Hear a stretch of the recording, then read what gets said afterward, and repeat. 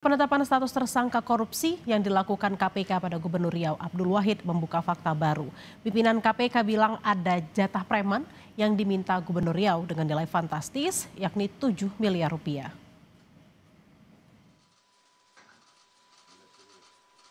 Komisi Pemberantasan Korupsi KPK menetapkan 3 tersangka dalam operasi tangkap tangan yang berkaitan dengan pemerasan di Dinas PUPR Riau.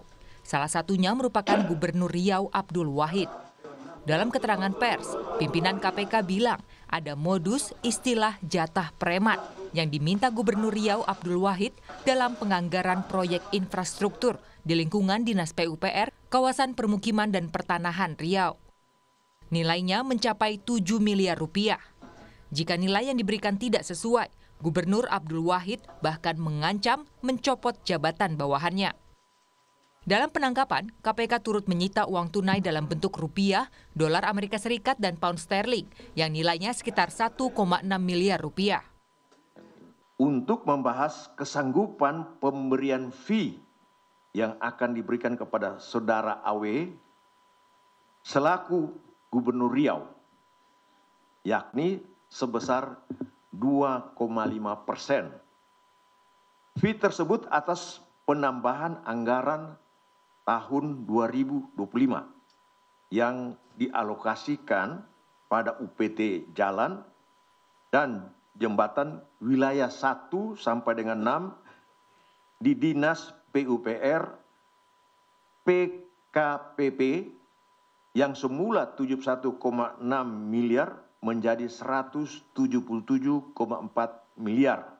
Namun Saudara Mas yang merepresentasikan Saudara AW meminta fee sebesar 5% atau 7 miliar. Bagi yang tidak menuruti perintah tersebut, diancam dengan pencopotan ataupun mutasi dari jabatannya. Di kalangan Dinas PUPR PKPP Riau, permintaan ini dikenal sebagai istilah jatah preman. Menteri Dalam Negeri Tito Karnavian juga merespons status Gubernur Riau Abdul Wahid yang ditetapkan sebagai tersangka oleh KPK. Tito bilang, kepala daerah yang menghadapi masalah hukum akan dinonaktifkan bila ditahan. Setelah itu, wakil gubernur secara otomatis akan menggantikan gubernur sebagai pelaksana tugas atau PLT. Jika perkara yang berjalan inkrah, maka selanjutnya DPRD akan menggelar rapat untuk mengusulkan wakil gubernur menjadi gubernur. Tito menegaskan, pihaknya terus memonitor situasi di Riau yang hingga kini diklaim berjalan normal. Bukan diganti, itu undang-undang mengatakan kalau kepala daerah ya menghadapi masalah hukum, maka dia akan dinonaktifkan kalau dia ditahan. Kalau ditahan, kalau nggak ditahan tetap jalan terus. Tapi kalau ditahan, maka dia akan dinonaktifkan. Saya akan dinonaktifkan. Dan setelah itu kemudian di PLT kan wakil gubernur. Sampai dengan perkaranya inkrah. Kalau nanti ternyata berlanjut terus, ya PLT terus.